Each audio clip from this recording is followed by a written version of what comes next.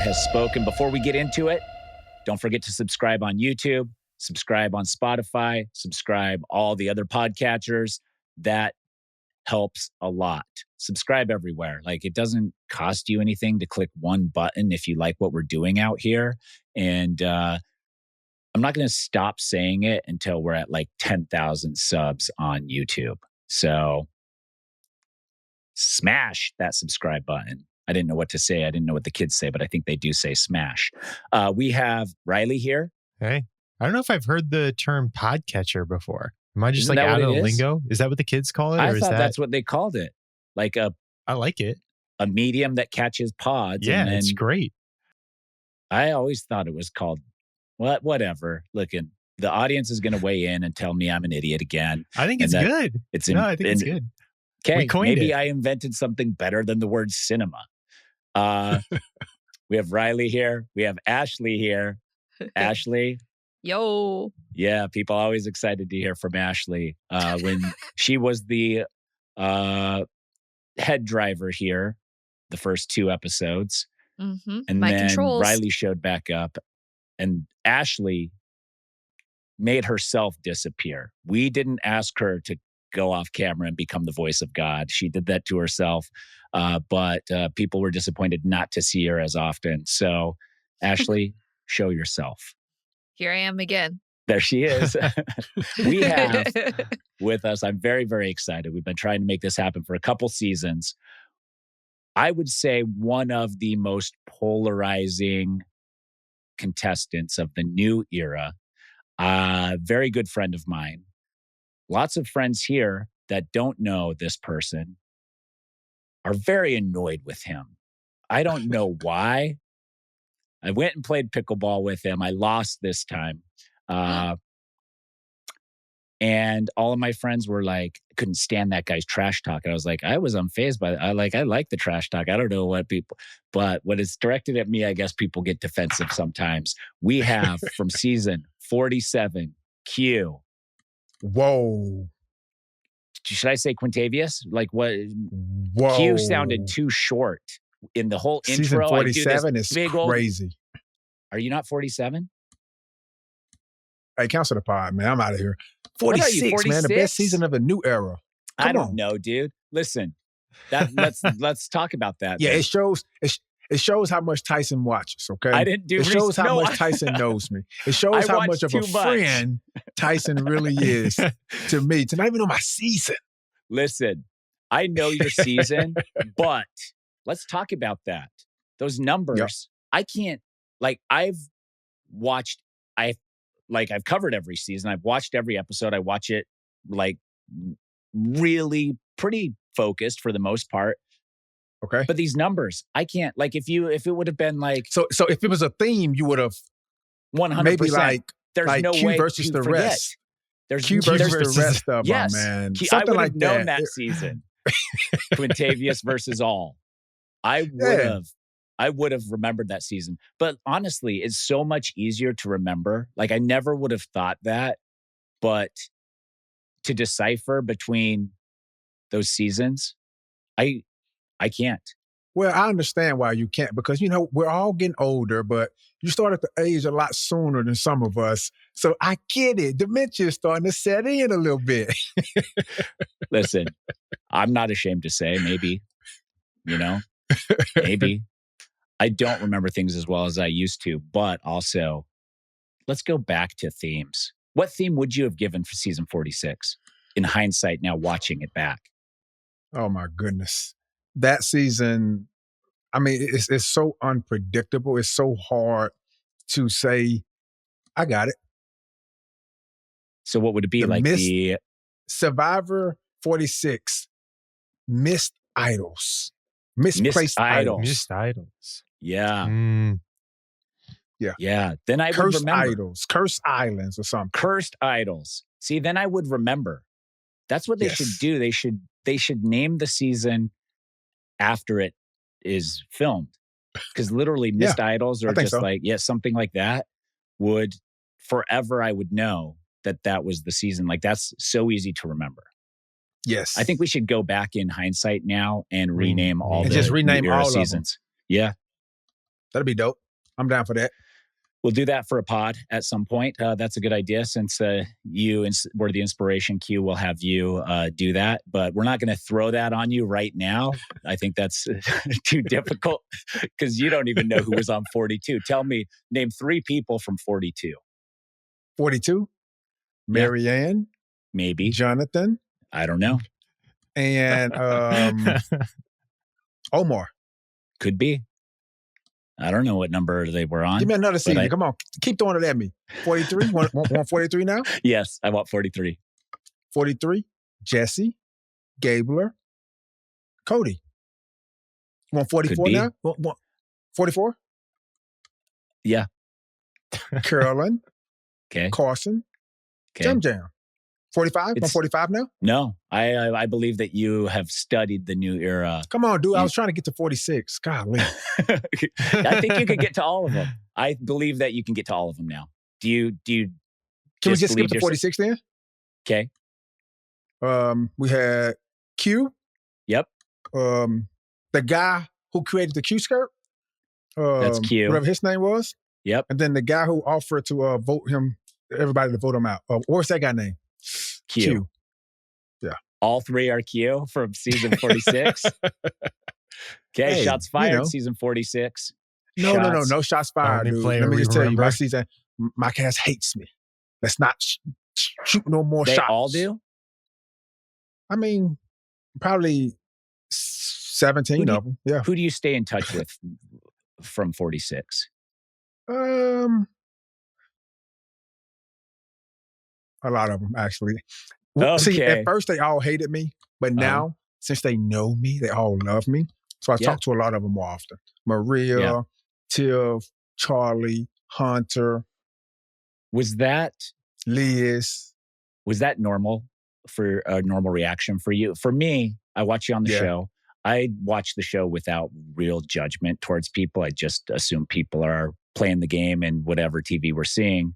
You came out, stayed at my house over a year ago. Loved you. Like I had no issue with you. You're very personable.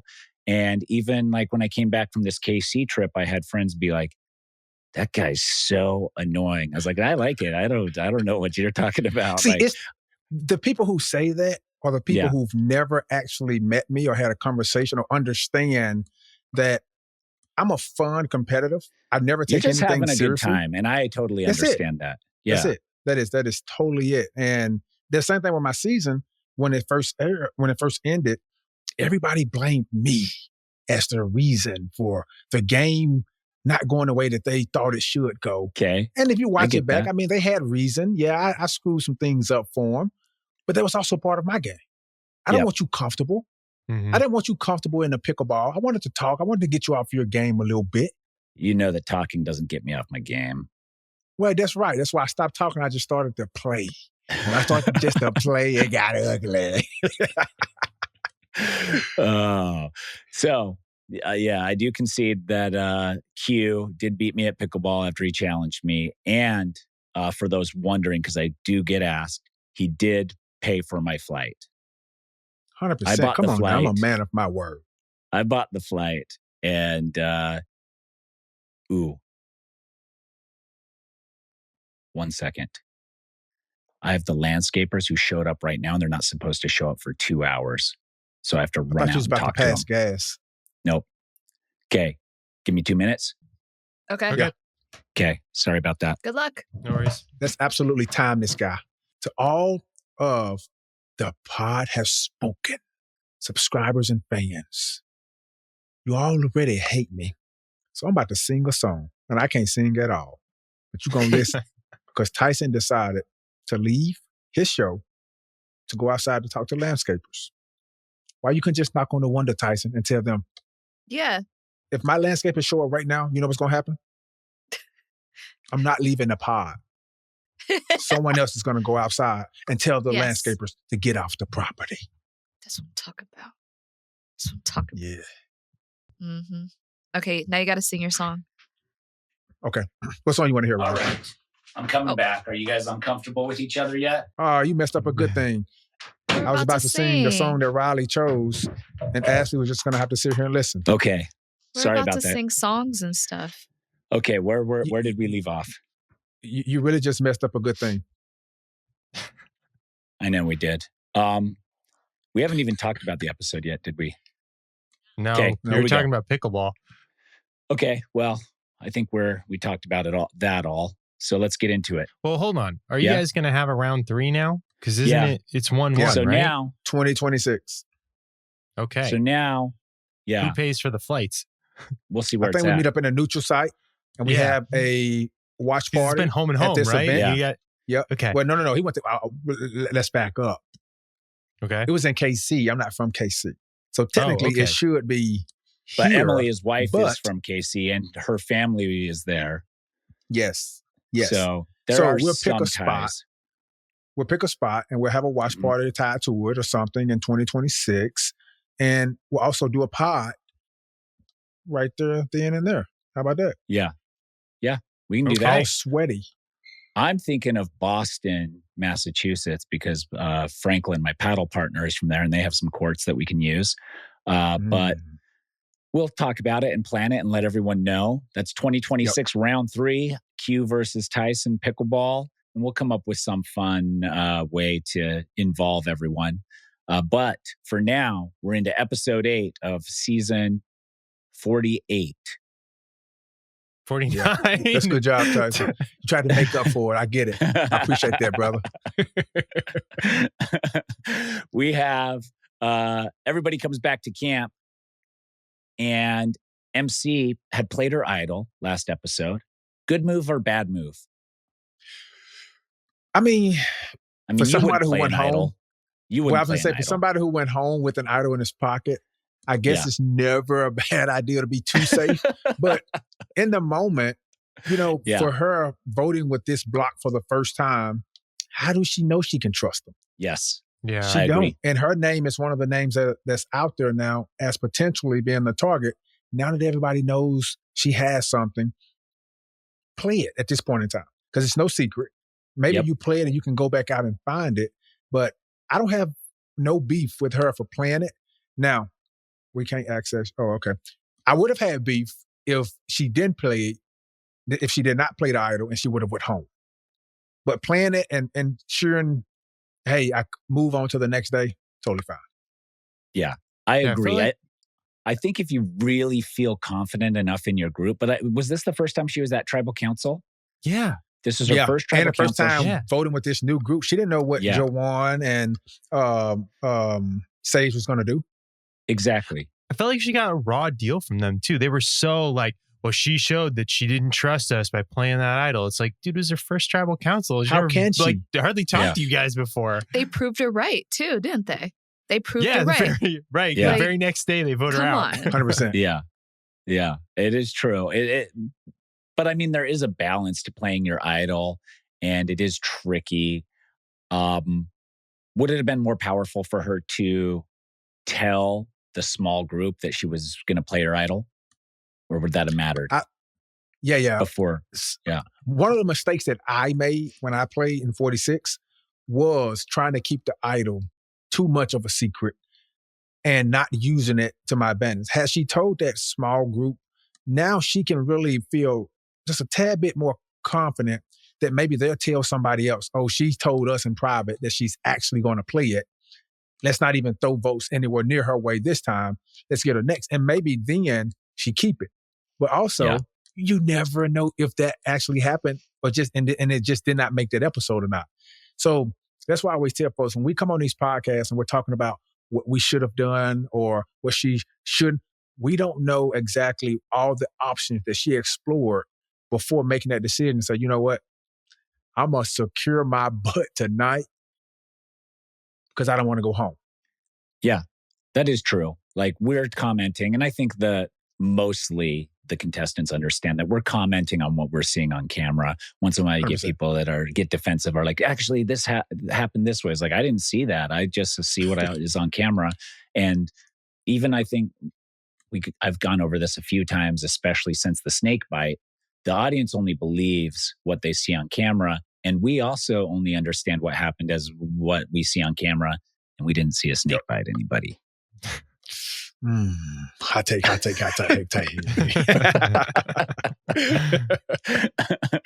And that's our new running joke here because people are getting tired of me teasing Riley for not being reliable. So MC, I do believe, should have let a small group know, like, hey, I'm going to play my idol. Like, it's nothing against you guys. I just want to get rid of it. Make up a different excuse. Not that I don't trust you, just like, I feel like it's too big of a threat. I want to just burn it. Something like that. And so, I don't know. She should have mentioned like Savannah being there as well. Savannah knew about the idol. She tried to grab it. She, I just didn't want to have it. It would have been a bigger target. So I just wanted to flush it so I can start anew. Like something. But also, maybe to her advantage is she didn't know she was going to play it. You know how it goes. You're sitting in that seat and you have it in your pocket and those votes are Cass and Jeff is walking and he says, if anybody it's something in you then that says, oh God. And she might have got spooked then and said, you know what, I'm going to play it last minute. Right. That could have been a thing too. Whereas she didn't tell anybody she was going to play it because maybe she went into the tribal saying she wasn't going to play it. I wish, going back on 46, because I went into tribal saying I'm not playing it regardless. I wish I would have got a little bug in my stomach and I would have played mine. I applaud her for it. Yeah, it is. Because even when you get that bug, part of you is like, it's not real. I'm just bugging out right now. I gotta hold it for one more. And if you hear your name at all, I say you have to play it. You're not given the luxury of hearing your name at all. So if someone comes to you and says people are saying your name, it's just like, it's such a hard thing. It's so hard to decipher at that point, especially if you have an idol that people know about and now people are telling you, now you're like, are they tricking me are they flushing it? Or like, what is it? Like that is such a balance and it's so hard to get it right. And it's designed that way on purpose. But who played it? Hold on here though, because Rizzo has heard his name back-to-back tribal councils and he's held on to the idol both times. And normally I'd agree with you, Tyson. It's a mistake. You got to burn that thing as soon as you start hearing your name. Yeah. But him not playing it last week probably saved him tonight because him having it, got everybody scrambling. Otherwise, he's the easy vote. Yeah. And then him saving it, and then he's able to save it again, and that could play out again next week. I mean, at this point, they got to get him to flush that thing, but I don't know. He's like diamond hands over here, and it's working. I mean, he's playing. What I saw him say is going out 10th or going out whenever. 4th, it's same essentially thing. the same thing. So it tells me something. Rizzo doesn't care if he come in 2nd, 3rd, 4th, 10th. If he don't come in first, it really doesn't matter. And he's somewhat similar to what I am. You're like, I could care less if I went home, but I also want it to be there. Rizzo is risking it every single week to a point to say, you know what, I'm going to roll the dice. And if I get burned, I'm okay with it. That's a dangerous player to play with and against because now you're like, I don't know what he's going to do, when he's going to do it. He's okay with going home. He's going to be a risky guy. We cannot time when he's going to play this thing. He's going to play it when he wants. Mm-hmm. Yeah, I also think he was proactive about telling people he was going to play it, which in general gives you enough confidence to not play it. Because even if people are like, oh, he's telling us he's playing it, he's definitely not going to play it, there's still that risk of him playing it and feeling scared and being like, it's like, I know he knows, I know that he knows that he knows that I know that he knows. So many layers of it. And just like, who is calling whose bluff and who's telling the truth. And at that point, it just like makes more sense to fire somewhere else. And so it would be beautiful. And I don't know if we've ever seen this on Survivor for someone to say, I'm playing the idol and then have everyone just vote him out anyways and them not play it. Like as blatant as he announced, like I'm playing this and have everyone just complete disregard for what he had just said and vote him out. But there's also some security in telling everybody because here's the thing. If you go to one or two people and say, you know what? I'm playing my idol. You can bet on me not playing it, but I'm writing one of the two of your names down. Yeah. Neither one of these two is writing Rizzo's name down for sure. Right. Because now they're saying, okay, in the event that he plays it and he chooses me, I don't want myself going home. So now I have to vote elsewhere. That pulls 2 votes immediately towards someone else. And now the likelihood of him having to play it is a lot less.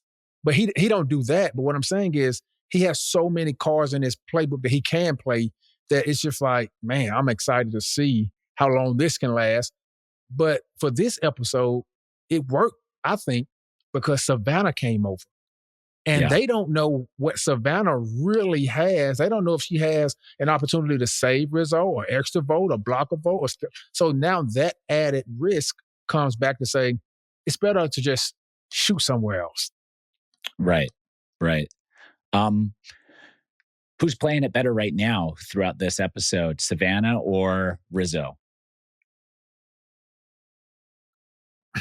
Like we get Rizzo kind of being chill and just being like, you know what, that was a game move, whatever, good job, you did it, like no hard feelings. And Savannah, on the other hand, is going to each and every person like on an apology tour that is kind of insincere, but it doesn't, I don't know if people are reading it that way.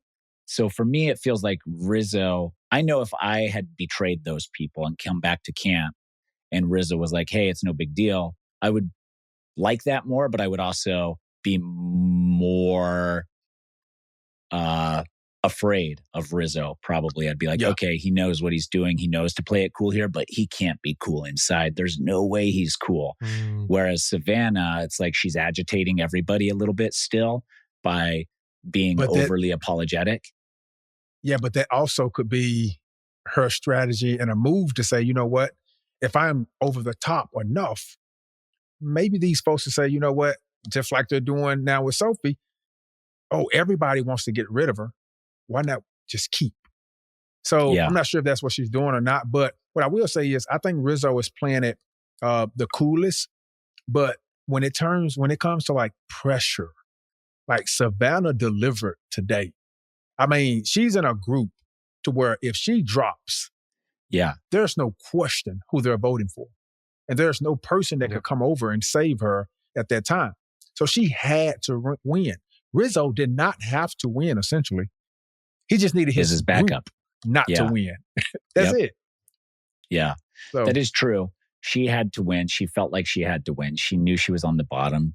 Rizzo's got an idol. She doesn't. So if they're both targets, Rizzo's not using that on her unless he is 100% certain that they're both going to be safe. Let's go to the challenge. So now we're in the individual game of Survivor. Fate is in your own hand. You're finally out of the small tribe dynamic. New game, new day, individual game. So let's split into 2 groups of 5, and only one group of 5 goes to tribal council. Should they just run a season where it's just a tribe swap each and every week? Like swap the tribes, play the challenge, There's go no to tribal. merge, Next swap is going to happen before the challenge next week, and just keep doing. Is that interesting? Like, is that a new format we want to see? Well, I think it's something that caught us all off guard. I mean, if you're leaving last episode and you're coming to this one, you would have never, ever thought, okay, 5 individuals will be safe. They will not even participate in a vote at the merge. Like, typically you have 2 tribes going to tribal and, 2 people going home at this stage, and here we go. But this twist right here not only keeps the players on their toes, but us as fans and viewers. Now we're like, what else can happen in this season that keeps us up? So this challenge to me going in is something we've never seen, but then it allows cards to be shown in a way. Because let's say, for instance, the last maybe 2 or 3, if it was Rizzo and Savannah up there or Sophie, and Rizzo just dropped out on purpose to make his tribe go, knowing that he has that could have played out. We just don't, it didn't for this episode. So that would have been fun to watch. So I kind of liked it. It was different, unpredictable. It's cool. I think what it does, and I don't know if this is good or bad for me, is that it does give the underdogs a stronger advantage to not be the underdogs. But also, the underdogs are underdogs for a reason, and they've only been underdogs for a week, Rizzo and Savannah, and it's because they didn't gather their numbers correctly. So should they be punished further for this? I believe that yes, they should. They didn't do their homework, and they didn't make the connections strong enough, and they didn't make people feel comfortable enough. But now all of a sudden they're in the driver's seat again because of this weird little mix-up. I think these mix-ups should happen. But I also believe that people who don't do their due diligence in securing their spot in the game should have to pay the price for it. And it seems like they paid the price for half an hour. Yeah, but in that same breath, though, who says if it's all 10, I mean, Savannah still outlasted everybody. So she would have been safe. Correct. And let's say all 10 does go to tribal. Do they throw a shot at Rizzo knowing that he has his idol in 3? You see what I'm saying? No, we don't know because they vote Soph out. Correct. So those 3 is probably still somewhat safe in a way. So I think it works out. It evens itself out because we don't know if the 10 would have came together and said, you know what, 7 of us, let's split 3 and 4. Well, something can obviously go wrong with that. With everybody already saying Sophie was the bigger threat, winning challenges. Who knows what MC would have done? Who knows what Jawan would have? So it's just an unknown of what would have happened if 10 would have actually went. But what I do know is Savannah wouldn't have went home. And I do not think Rizzo would have went home because I think in a group of 10, he plays his idol. Mm-hmm. Yeah. And I think what the group would have done so Savannah wins, so we know that. So I think what would have happened at that point is or they would have misled Rizzo to believe it was Soph, hoping he would play his idol on her and then vote them, or hoping they didn't play his idol and vote him. They're somehow balancing between Rizzo and Soph, and who knows how bold they would get with that. But I think you have to, in that moment, kind of convince Rizzo it's probably going to be him, and then vote Soph. And we're calling her Soph now. I know that I went on my rant last week about you are. Speak for yourself. She's Sophie to me. She's Sophie to me. She's Sophie. They called her Soph. They had her new tag as Soph this episode I saw. And which leads me to a lot of the players were still doing blue Sophie, yellow Sophie. Yeah, they were. And Soph E on social media said she didn't love Soph initially, but then she decided she came to terms with it. And if Jeff's given her a nickname or people have a nickname for her, maybe that's more bonding and they feel more comfortable with her. So maybe there's advantage in that. Leads me to something we haven't even addressed this season. Uncle Jeff. Uncle Jay. Oh, God. Uncle Jay. Oh, Q rolls his eyes. We both had the same reaction. Don't get me started on that. Let me just tell you, every single time I hear that, I just cringe. It's like, okay, you say it once, it's okay. Yeah. The first episode, you get on the mat, you're excited. But to now turn this into your thing, it's so annoying to hear just from the standpoint of, okay, at this point, you've met Jeff maybe 9 times. Yeah. Maybe. Yeah. That's if you're Sophie. How did he get the point to be called Uncle? Like, that's people who've been in your life for a while and close-knit. Mr. Jeff is fine. That's respect. Yeah. You know, it's just something about that Uncle Jeff stuff. And I think one of them who's calling him Uncle Jeff, they're about the same age. That's what I think makes it funny. If I went on Survivor again and I called Jeff Uncle Jeff, would that be cute? That would be so weird. I'm like, come on, he's like Brother Jeff to you. Come on. You know, but it's I put a tweet out there last week or maybe a week or so ago, and I'm just like, okay, and it had almost 4,000 people saying the same thing that I'm saying. on my little old Twitter page. So guess what? I think a lot of people is over the Uncle Jeff. Yeah. I personally don't love the sound of it. It sounds weird to me, but in the same vein as Soph versus Sophie, Jeff gets to decide. If Jeff likes to be Uncle Jeff, then fine. We can all call him Uncle Jeff from here on out if that's the thing he wants to be called. Like maybe he's like, that's who I identify as an uncle to all. So please call me Uncle Jeff from here on out. Term of endearment. I love it. Fine. If you want, well, I don't know. It's weird because then what? Like I can go around and be like, I'm everyone's dad. Call me dad. Like I guess there is a line. No. It's too familiar. I tell you this get it out. It's funny once. Maybe it's funny once. Jeff didn't volunteer to be called Uncle Jeff. It's just one of those things that happen. And, you know, he's not going to. Well, he don't hate it enough because it made the episode. Yeah. Well, I guess if they say it enough, it's like, okay, it has to make it. Maybe they say it more than we even know. Yeah. Maybe every other. But my another thing is annoying is they're definitely not Jeff saying it less. They can't be saying it less than we know. So it has to either be the same or more. But why do you have to call Jeff's name say his name every single time you're talking to him? All right, Uncle Jeff, just respond to him. He asks a question. You don't have to, Uncle Jeff. No, just respond. Yeah, that's true too. Yeah. I initially hated it. Then I came around. I was like, if Jeff likes it, then whatever. But then you're like, again, like me offering up to call someone that I barely know. I don't know Jeff well enough, even still after 4 seasons, to call him anything other than Jeff or Mr. Probst. Like that's it. Yeah, 100%. or bro or dude. And he probably would hate both of those from me. 100%. If you go out there and start calling him bro or dude, that'd be great. I'll call him bro and dude. I don't have a problem with that. But you got to throw a Jeff in there for it to be okay. Yeah. You got to be bro man dude Jeff. Bro man Jeff. Something like that. It has to end with a Jeff for it to be okay, obviously, you know? Okay. So as long as we got Jeff's Mr. Jeff, we got Uncle Jeff, we got Uncle Jeff, we got all so hey, bro man Uncle Jeff. Jay, they've called him Uncle Jay a couple times, I think, right? Yeah, Uncle Jay. Yes. Yeah.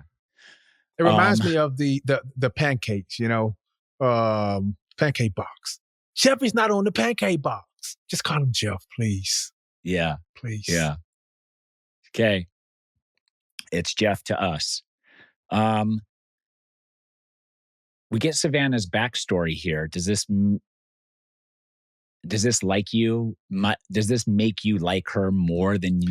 Like for me, I'm watching it and I kind of really thought that Savannah was pretty aggressive in this season and maybe overly controlling.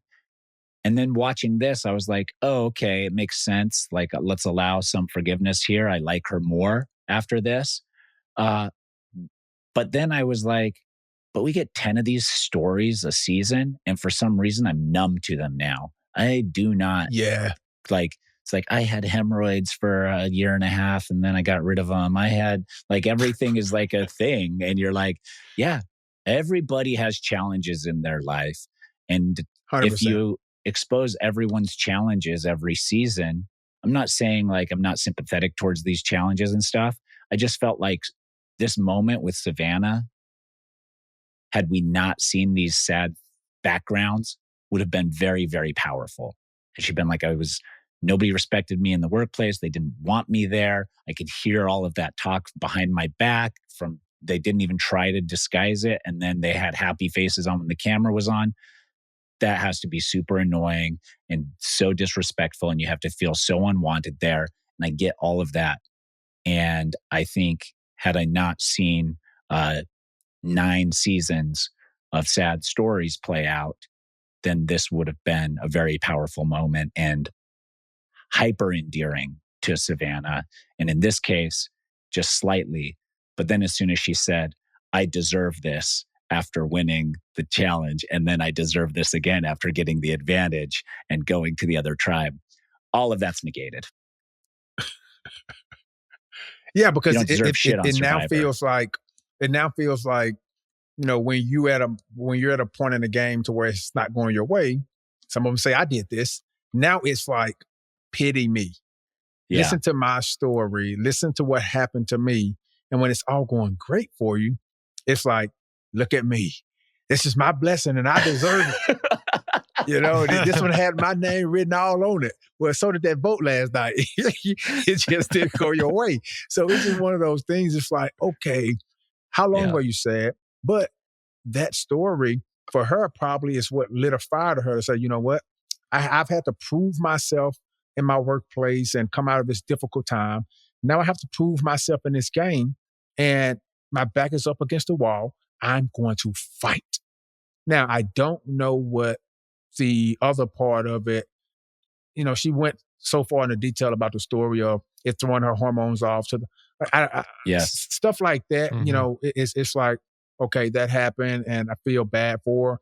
But at the same time, some of that stuff is like pulling strings so people maybe feel a little bad for me and maybe they'll take their focus elsewhere. So you're saying that Savannah was maybe playing the victim while accusing Sage of playing the victim? Yeah. And in that moment, absolutely. That's exactly what happened. Yep. I didn't say it. Ashleigh? I don't want to be insensitive because I've been through what she has detailed before. I've been through it. It's terrible. I just don't really understand when people come on to Survivor and they're like, oh, I have extreme trauma with people lying to me or isolating me from groups. And I thought this would help. That is the game. Yeah, I thought this would help over here. And I'm like, I don't know. It's kind of weird to me, but I'm glad that helped her dig in, when she was at the challenge. I was really excited for her, but I don't think that she deserved to win. I think that she did what she needed to do, but just because you went through trauma doesn't mean that you deserve to win anything on Survivor. It's a whole nother thing. And I think her talking to herself like that was like just her way of saying like, I'm strong enough, I'm good enough. It wasn't so much like I deserve this over others. It was just like, I should be getting this because of like, not that anybody else shouldn't.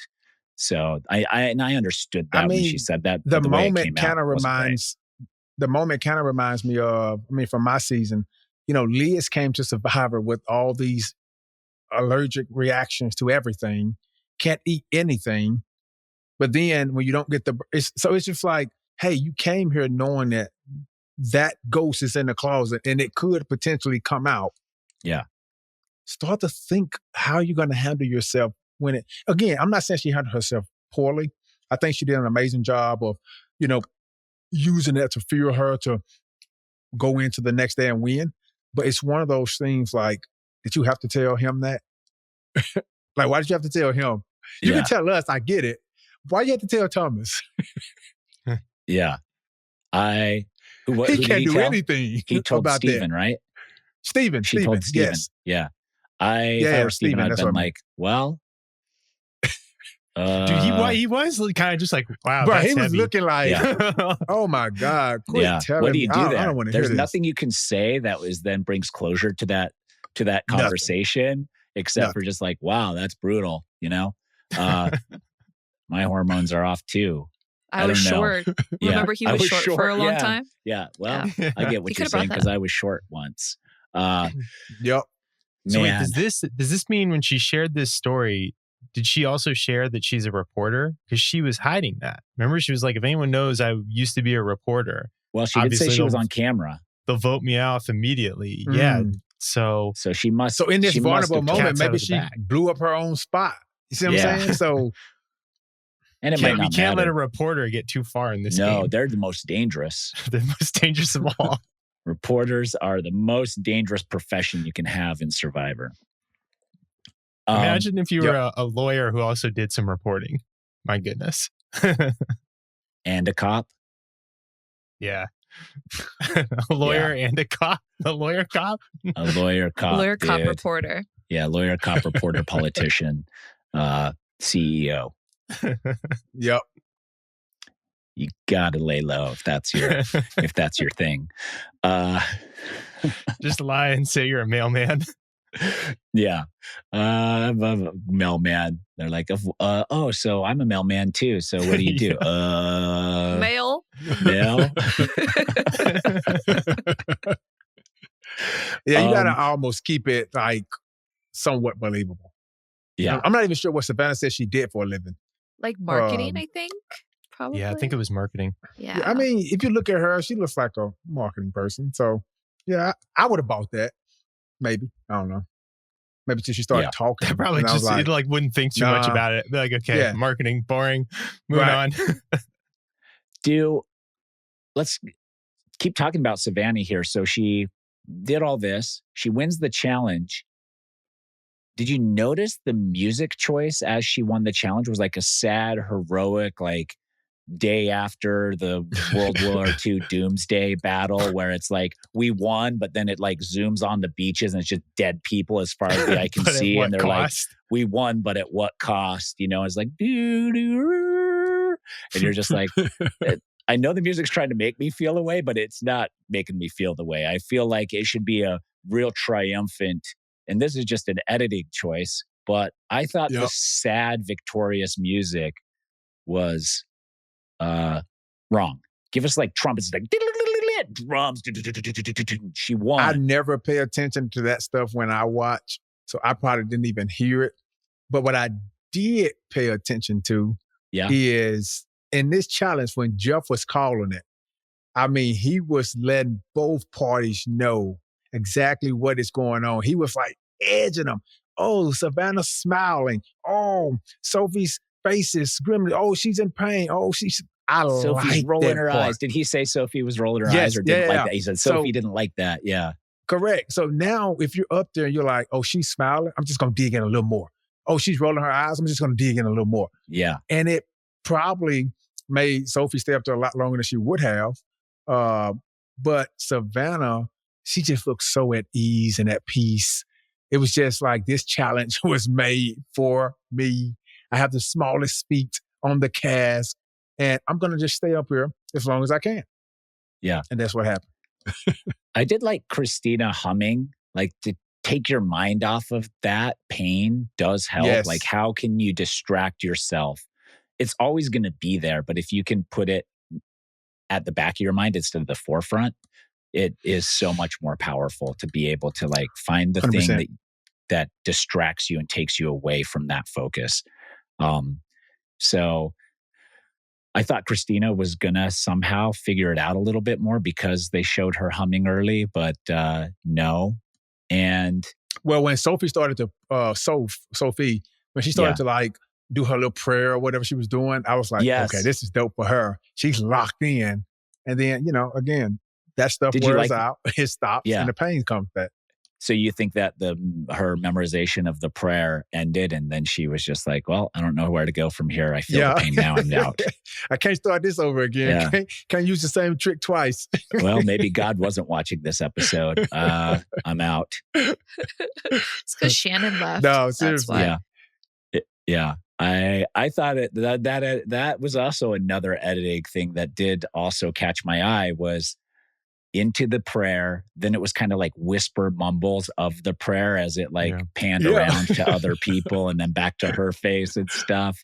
And I did also think, okay, there's a new editing technique that we haven't seen on Survivor. Which leads us probably to the next era of Survivor, open and loud prayers. That's going to be season 51 through 50.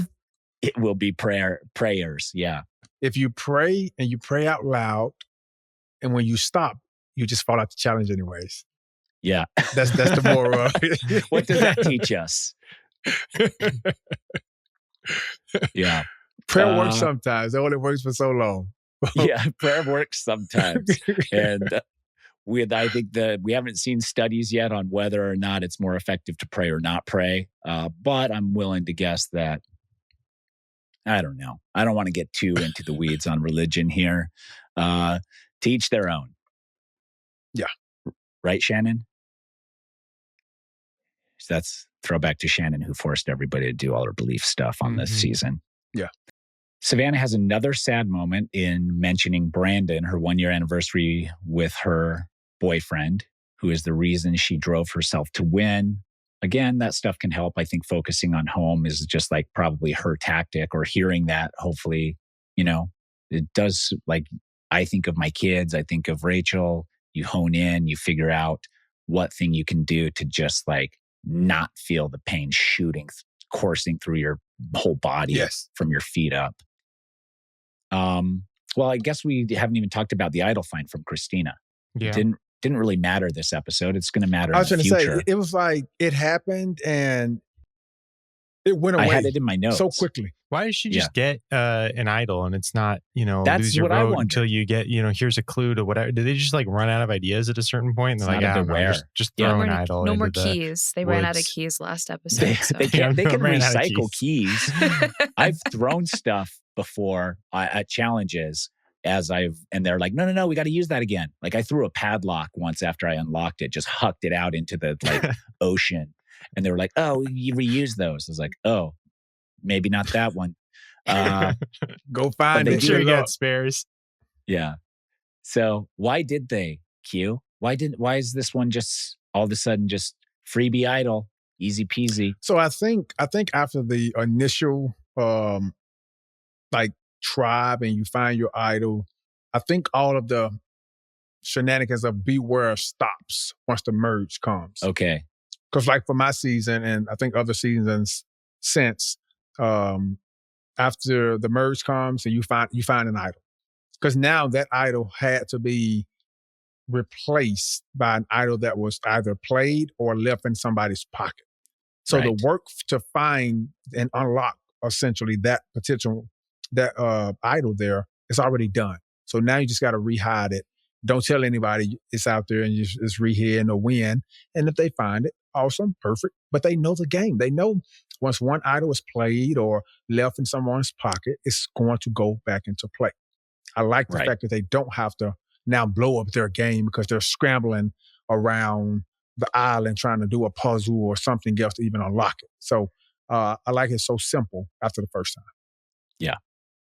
Yeah. I see that too. Like if she's now trying to dig and scramble with 10 people wandering the beach, it does get very, very tricky. But therein also lies the beauty and danger of even getting it.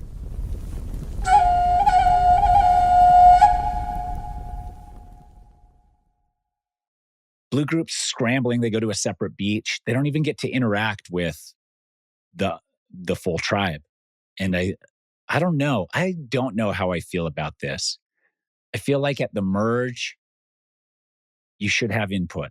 Like you've earned input into who gets voted out. But this gives you no input if you're on the winning side. Like, is this really interesting too with Christina's idol in play? Like if Sophie or MC had known about that and they've been like, hey, for this one vote, we really need it. Yep. But they didn't even go to the same beach. Right. That's what I'm saying. No, if they had gone to the same beach, that would have been another element at play. Yeah. It really, really, really worked out in Rizzo and Savannah's favor. So you're saying at the merge, everybody in every single tribal should at least participate in the vote. I don't know if participate in the vote is necessarily at least be on the beach, no, right? But I see what you're saying because here's the deal. Like you get a tribal where you cannot even participate in the vote and who goes home. In but input, then you make can't the even jury and you have to participate in the vote and vote for somebody and you didn't even go to all the tribal. So it's just you didn't even see how it played out. You didn't even get to like have any say in it. You didn't have to do anything. Like that's the merge is where everyone gets input. Maybe people lose their vote. That's the thing. But like not even being able to say, hey, this is how the group should vote. Like if they're on the same beach, at least they have some input.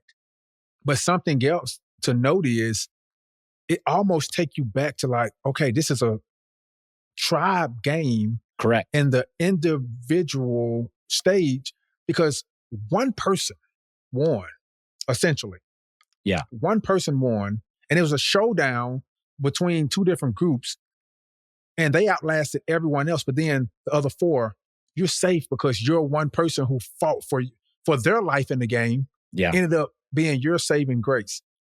And I don't think that's ever happened in Survivor to where you at this stage of the game and one person's dominance can save an entire tribe when it's their back. Now, if it was a situation where they got to pick who was on their tribe, and yes, that's one thing, but that's random some draw. input. Yeah. Random There's no draw, input. it's like no input there. Then you don't have any. I don't like that. I don't even feel so. I feel like what they're trying to do here for the audience is make the show so cutthroat and so high pressure, but I'm not feeling that. I don't know if you've watched Squid Game, The Challenge on Netflix, but that is true pressure where they're like, you have to throw a ball to another guy 20 yards away. If he doesn't catch it, you're both out of the game immediately. That's pressure. Mm-hmm. And that's a different game. That is such a different game. I think Survivor needs to step away from that and push more on the strategy element rather than the chance element. There's just too many random things that happen like this. You can't plan for this. There's no planning for this. And I get that Survivor, like you have to be adaptable and ready for every situation. But if you are Sage and Sophie and Jawan, and you end up there with Rizzo and then Savannah shows up, like there's no planning for that. There's no adaptability there except for that the people that are on the bottom now you can't target because they're too powerful because the cards worked out in their favor. Like, well, and that's sometimes Tyson, just the way it is, but not every week. Not to cut you off though, but it almost forces them way too early to eat themselves. Yeah, that's the thing is they just barely gained majority last week and now they have to eat themselves. Now they split up and the one person that they would vote for is now essentially safe if he plays his idol.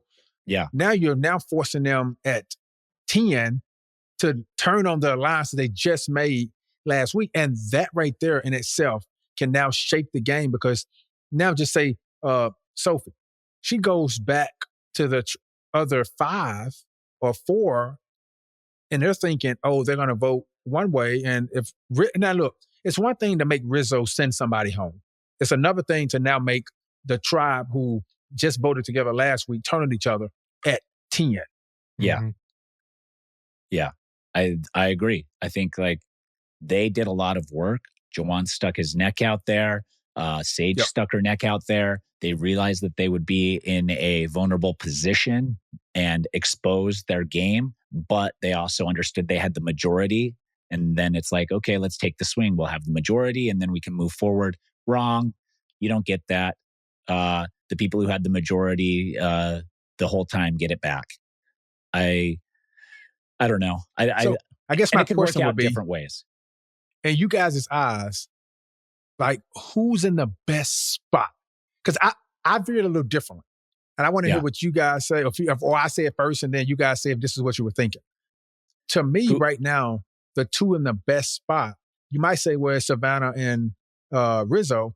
I think not. I think it's still Jawan and Sage because they can choose to stay with Savannah and Rizzo or go back to the other 4 and say, you know what? We still have the majority of 6, essentially, with us 2 and you. Now they only have 3 again. Let's continue what we started.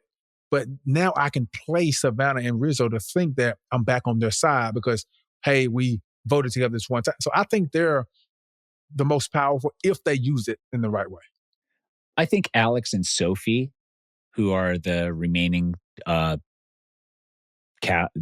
tribe mates from the losing tribe, if they can come back together.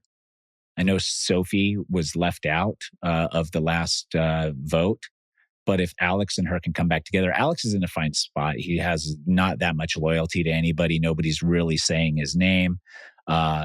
So I think if Sophie can come back and those two can act as a swing vote, that could be still very powerful. And I think Alex is in a good position right now.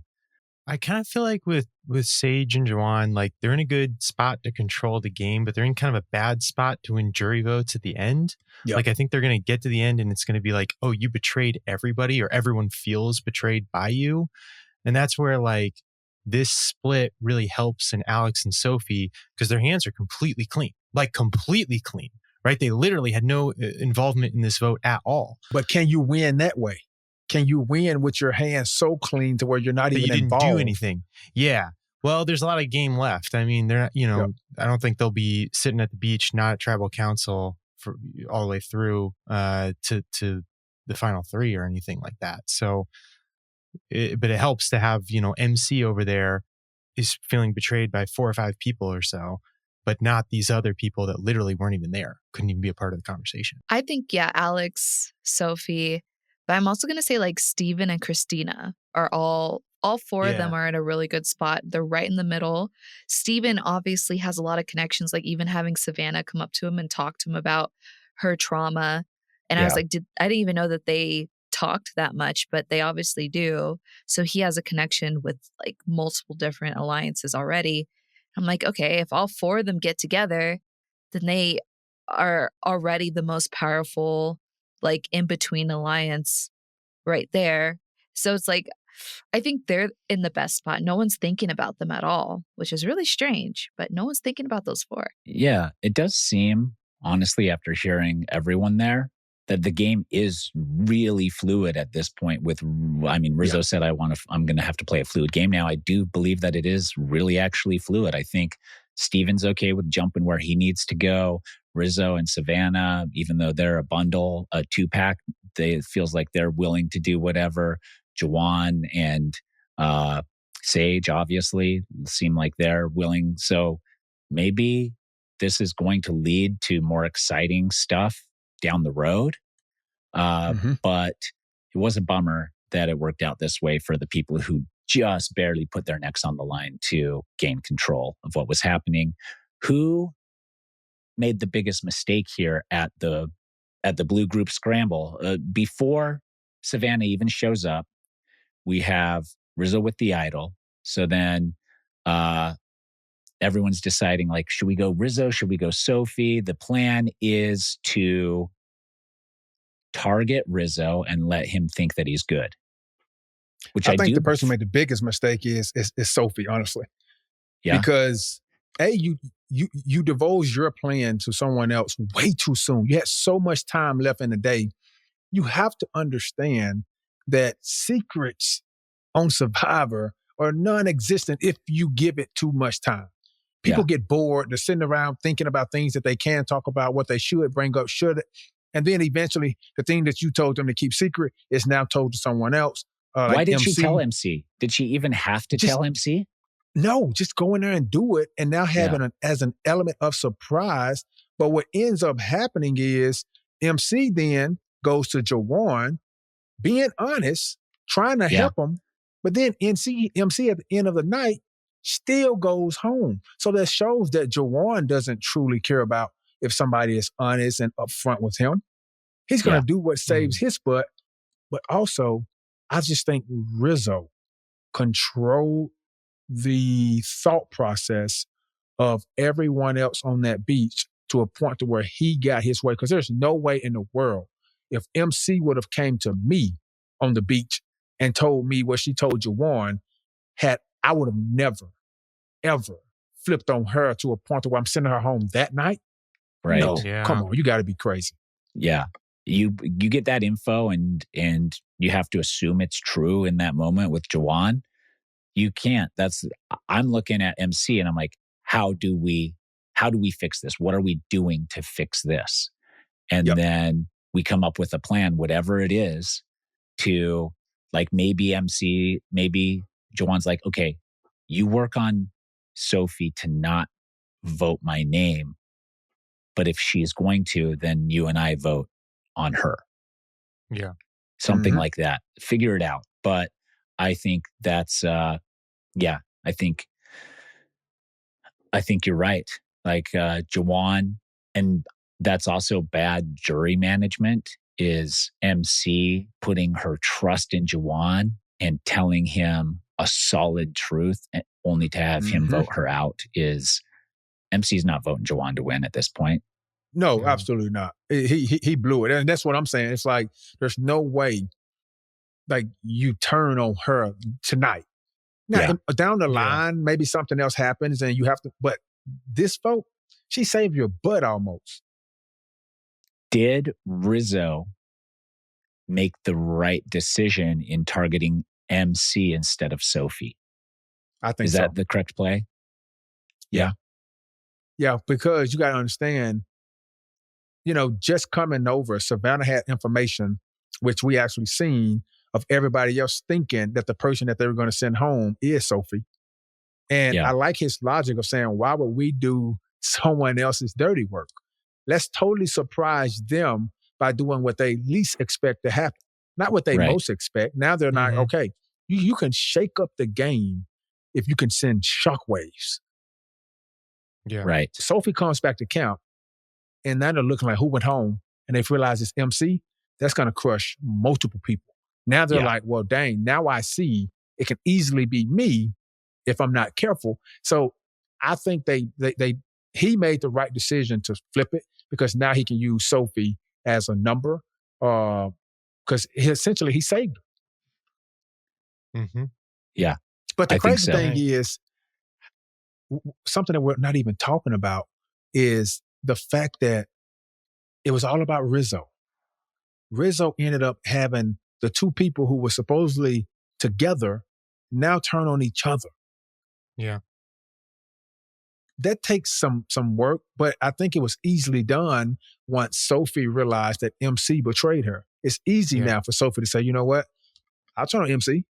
Yeah. She betrayed me. She went and told Juwan something that I told her in private. And so I think it all comes together that way.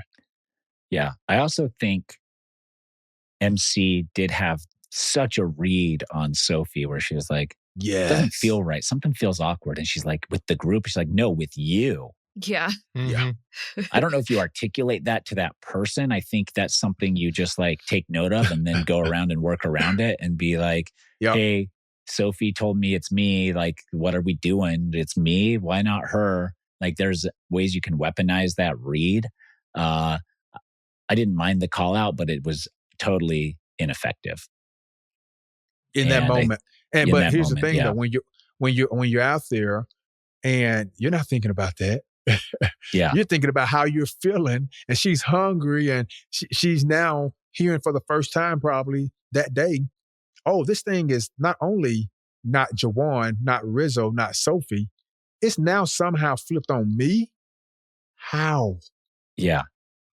How did that happen? And so her response is realizing Sophie is probably in the game with them to flip it on me, and she couldn't hold it back. And I don't mind that because that player right there, they're going to say what they feel. You're going to know, you're going to see it, you're going to feel it. But looking back on it, now you ask yourself, does MC go home regardless if she don't tell Juwan that? Because at that point in time, when Savannah came over with the information of, hey, they all think it's going to be Sophie, regardless if MC told Juwan that or not, I think Rizzo still flips it to someone else, just from the standpoint, that's just how he thinks.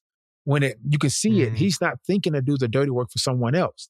So it probably still would have fell on MC, regardless. Well, do you think that group, though, the winning group, really thought it was going to be Sophie? Or were they masking that they really thought it was going to be Rizzo to Savannah? I think that they maybe thought in a way that Rizzo. I mean, come on, it's 1 against 4. You can't be too dumb, right? You see what I'm saying? So they're probably thinking, okay, he's for sure going to play it. If he don't, he's an idiot, and he's probably going to vote for Sophie. Or what they're going to do is turn on Sophie because it's 3 of them and 2. So it was just part of it. I think they actually thought it was going to be Sophie. Yeah. Okay. Yeah, but it is also hard to guess at that point if all 3 are with you and Rizzo's the only one that's not, or whatever, 4 of them. So I just was thinking that because I was like, even in that moment, I would disguise who I thought it was to Savannah. I wouldn't let her know the truth. I would be like, because you want to distance yourself from whoever your closest ally is over there. Yeah, but also in that moment, they didn't know that she was about to leave and go over. Yeah. Yeah. So they're true. talking in confidence. Yeah, they're talking. So they're trying to be bellies honest to give see what I'm themselves saying? more. Yeah. Yeah. Mm-hmm. Okay. They're just that does talking make over a sense meal too. at that point in time. Right. And then she leaves and don't come back. And now they're probably like, well, dang it. We gave her too much info. Yep. Okay. So, yeah, that is true. But I wish we would have seen that, like go back to them after Sophie leaves or after Savannah leaves for a minute and hear what their reaction was, if they ever even knew until it was too late. But anything else before we go to Tribal Council? Did I miss anything in this episode? Nope. I think that was about it. I know we talked about, hey, should MC talk to Juwan or not, or who made the biggest mistake was, I think it was Sophie, just telling her plans too early. But then we get to Tribal.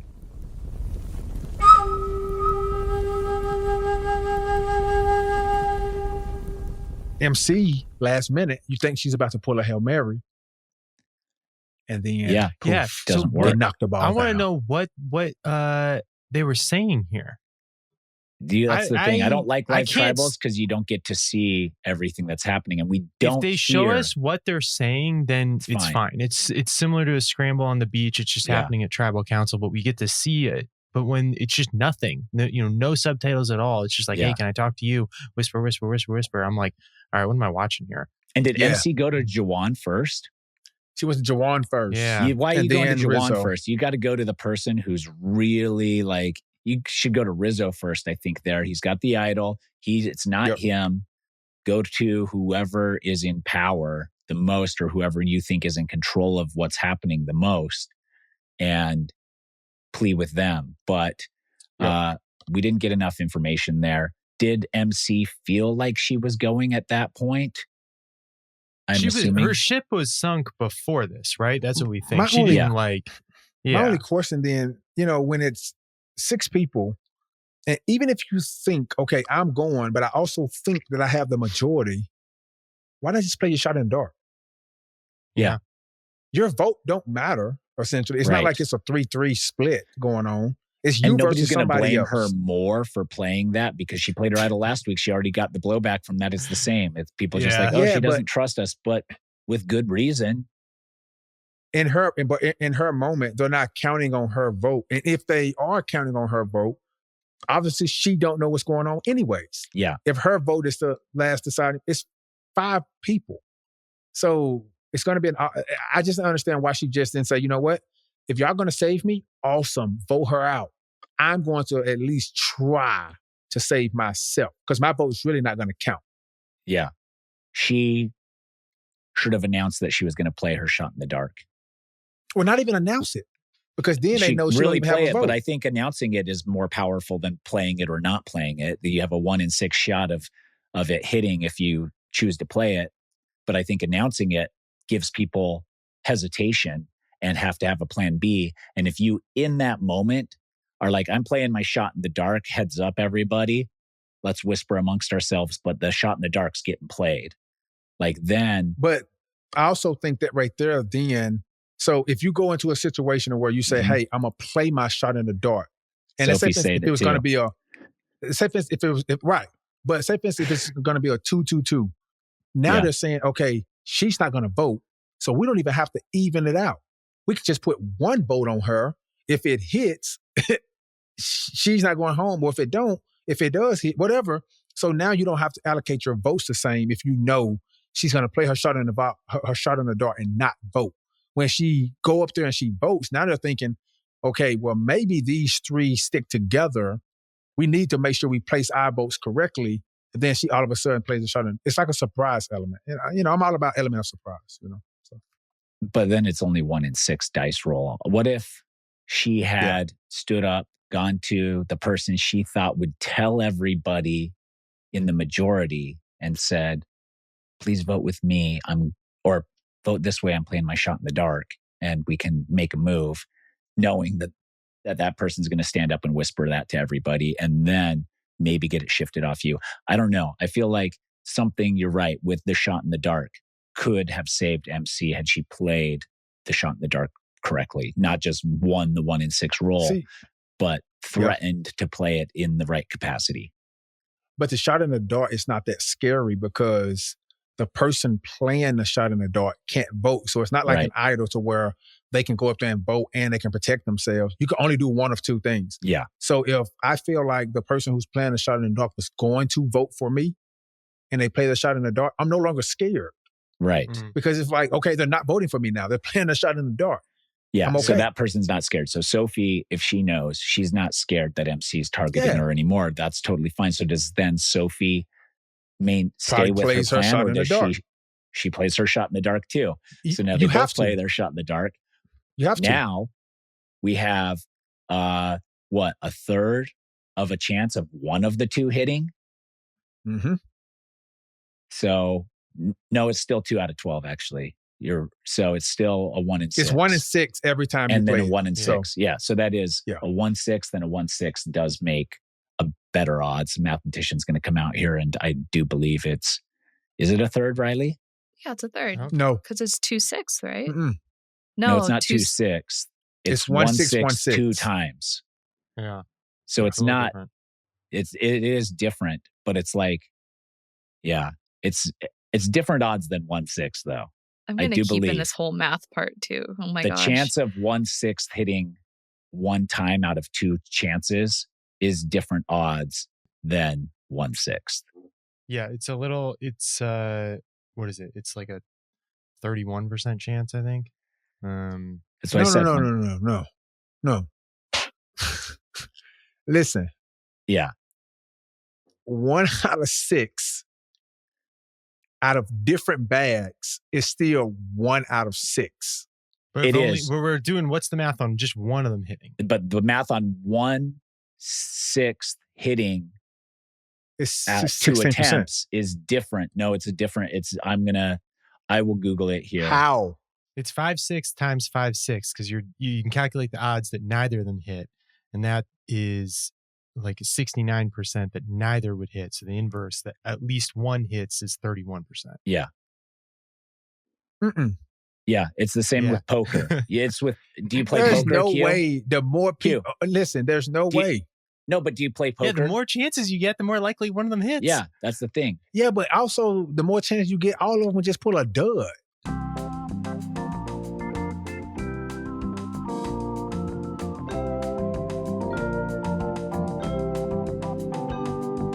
So you have 4 suits. And you're going for a flush draw. That means you have 4 of the same suit with 3 cards on and 2 cards in your hand. 4 of the same suit. You need 5 to hit a flush. With 2 cards to show, you're like a 45% chance of hitting a flush card in the next 2 cards, or the same suit. But with only 1 card to show, your chances dramatically decrease. And so by this principle, like how much the pot is and how much you have to bet to stay in that pot, and how much if you hit that, like what is the chance that they could have a better hand and win anyways, and so like what the expected value is. And but the only difference is in this game is if everybody was to play they shot in the dark to make this right, there would be no votes. Yeah. Which is which is what we're waiting for. We are waiting for that. This is what we want. The second that happens, they'll come up with a new rule about the shot in the dark, or like that one person. It'll be no. Fire. No, it has to be at least one vote because the person who got the necklace is their desire who goes home. Oh, that's right. That's but right. Not if it's pre-merged though. Yeah, then not on a tribe. No one has a necklace. We all could play a shot in the dark. So then the rule would have to be, at that point, they'd change the rule to be like, there has to be one vote. No, because the safe person, whoever pulls, if everybody plays it, one person's going to get safe. The safe person will then be able to go back and vote, essentially, because they didn't lose their vote. They're going to restore it. So somebody has to actually hit it. If nobody hits it, if they're all duds, they're all vulnerable. Well, now they just go back up and re-vote without the chance of playing a shot in the dark. Yeah. I think they should all make fire or something. All 6-way fire?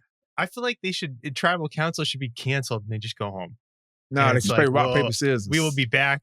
You get one free. Tomorrow. That's a free get out of jail because everybody will do that the first tribal council then, Riley. If that's the rule, the first tribal council will be like, let's all just play our shot in the dark. We'll get them out of the way and we'll be safe for one.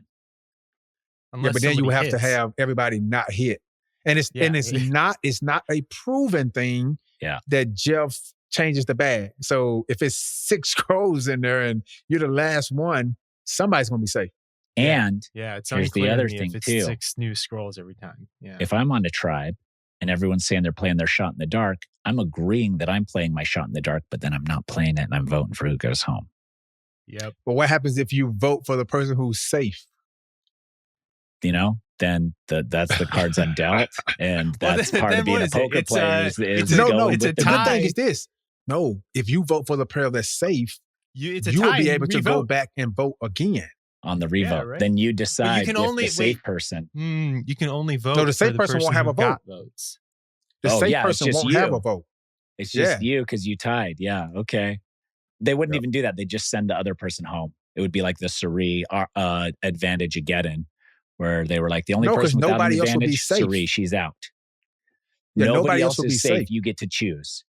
Except for the person who rolled if you safe. only voted, okay, you would go back up there and vote and choose who goes home at that point in time. Yeah.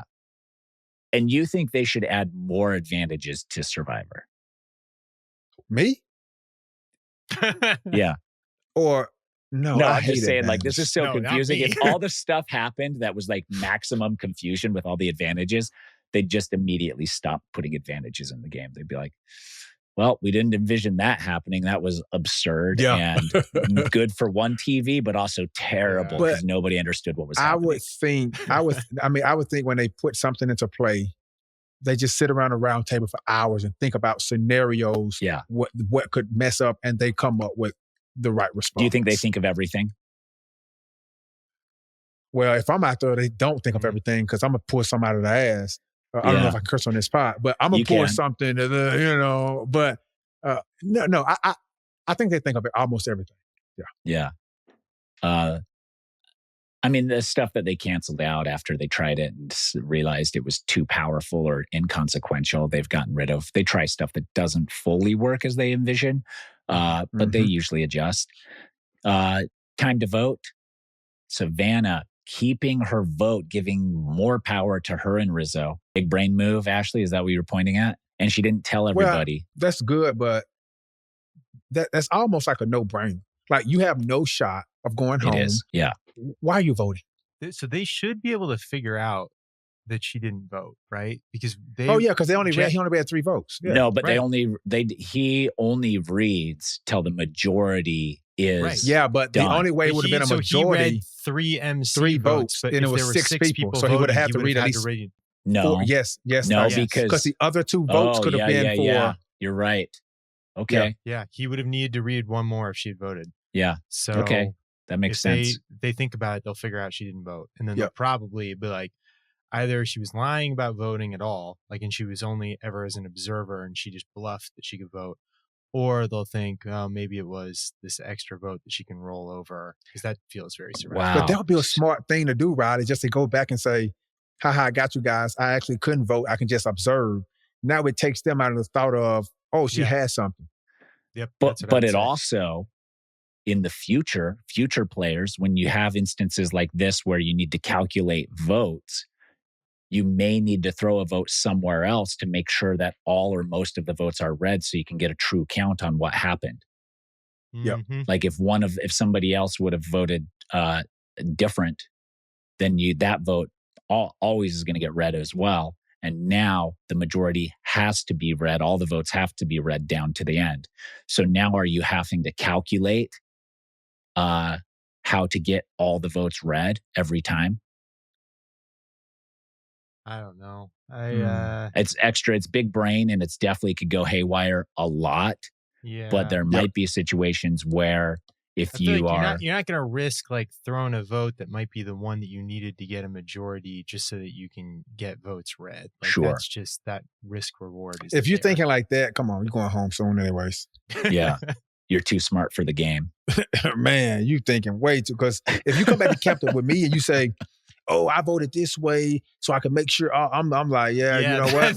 We vote your way next time. You threw the vote on. Oh, I just threw that vote on there so I could see Jeff so read I can more calculate votes. all the votes to make sure that we were good. But you don't have to admit it. You can be the one that's like, that wasn't me. I don't know. Somebody else did that vote. Well, see, that's what pisses In my season, that's what pissed me off when Charlie came back to camp and was like, hey, Venus, it was me that wrote your name down. It's 13 people at the tribal. Yeah. 13. Man, we could have watched Venus run around that camp trying to figure out, and she thought Soto did it. It was just like, dude, there was no reason for you to then pony up your hand and say, oh, it was me. She would have never figured it out. It would have been so fun to watch.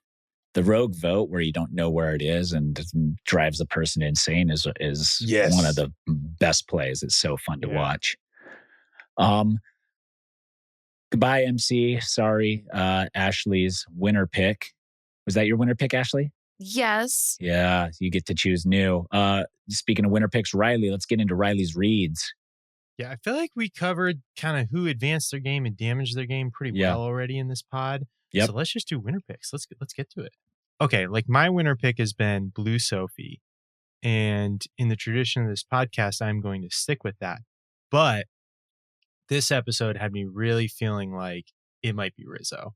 Like he had like a couple of different confessionals where it was like, you know, he had the like, I'm here to win this game. Like if I'm 10th or 4th, it doesn't matter. And I was like, ooh, this is the type of confessional you keep in if you are the winner. Right. So I don't know. I mean, I'll stick with Sophie officially, but Rizzo, I'm looking long and hard at him. Yeah. I don't know now. Up until this point, I thought Savannah had no shot. I think she rubbed people the wrong way. She was too aggressive.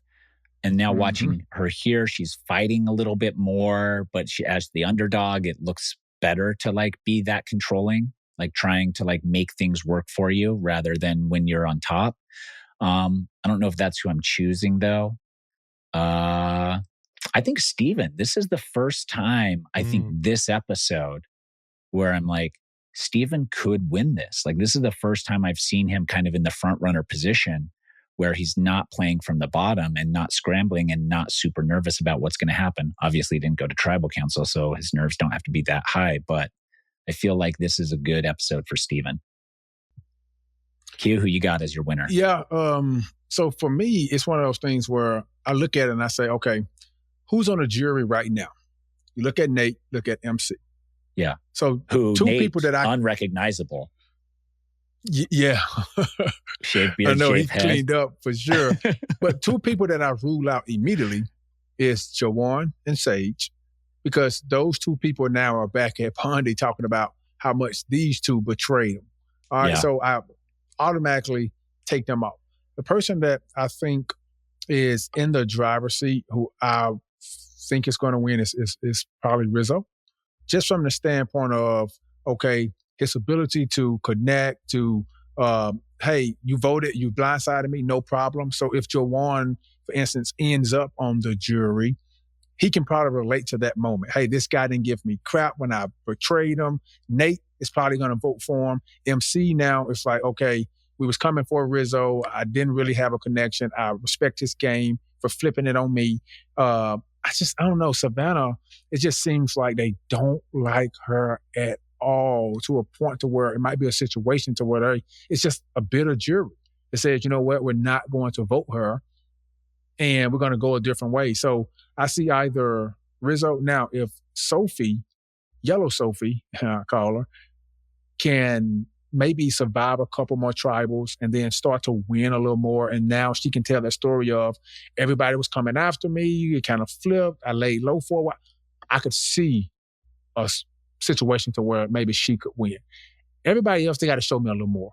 You know, we're watching it and it's not much about them in terms of going home, but it's also not much about them in terms of making a move just yet. So they got to show me a lot more. But up until this point, I'm thinking Rizzo and Yellow Sophie. And you do make a really good point there with the looking at how the jury is going to react. It is betraying someone when they don't feel like you had to betray them cuts way deeper than them trying to betray you and then you getting them first. That's respect. You earn a vote that way, but you being the first to act in a betrayal loses you votes. Yep. Riley, who's your winner pick? Did you already choose? I said Sophie still. Ashleigh? Yeah. Away from MC now. She's gone. So sad. Yep.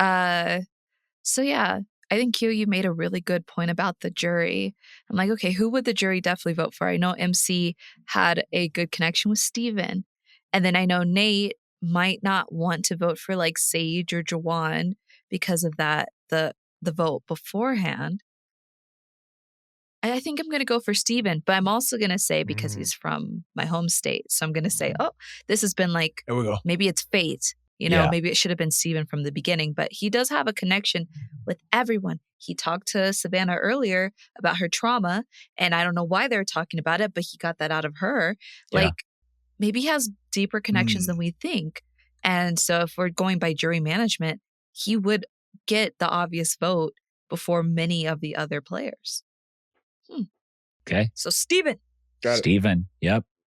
Do we all think that I hear a lot of people say, oh, they're getting the winner's edit. Do we think that's a thing? Yeah, the winner's edit is definitely a thing. It's not as much in the new era. Sometimes they kind of throw a little wrench into it. But when I won Survivor, right before the winner was announced, I was pretty sure I was going to win, but I wasn't certain. Mark Burnett pulled me aside and said, he like gave me a hug and whispered in my ear and said, if you win this thing, you have to be humble because a season is determined by how the winner reacts and how the audience feels about the winner. Because my plan was to get up and be like, it's like winning Big Brother twice, to like Hayden's face or something silly, or just be like, I'm above the law, something ridiculous. Pew, pew. But also like in that moment, I got emotional. So I do believe that in that spirit, the audience does have to agree in some capacity for the most part that the winner deserved it. And that's what makes a season, like they tried it to do differently with Erica and the audience did not connect with that at all. And so I think like they have to spin it. I don't know at what point they have to spin that, but generally at some point they have to spin or show that the winner deserved it and how they got there and why they deserve it. Even Gabler's, when they masked a little bit or they didn't show and people were kind of confused. And then that does bring a little bit of confusion to the entirety of the season. Yeah, I feel like the new era, it's like there's a lot of times players you can identify where it's like, okay, it seems like they kind of don't have a shot anymore just because of the way that they're edited. But then there's always a big mix of players where it's like, well, it could kind of be any of these people. Yeah. Because they have 90 minutes now. So they show more. There's less to kind of like edit down to and be like, well, we have to give the winner some shine. They give more people some shine. That's true. Masks it better. What else we got, Riley? All right, who's going home next week? I predict it's going to be a 3-3-3 tribe split at the challenge. Just kidding. I don't.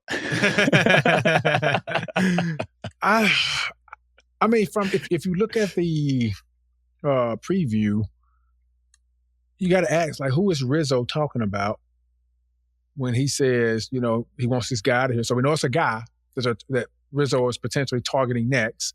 If we look at the guys left, who would stand up and rally against at this point? Rizzo.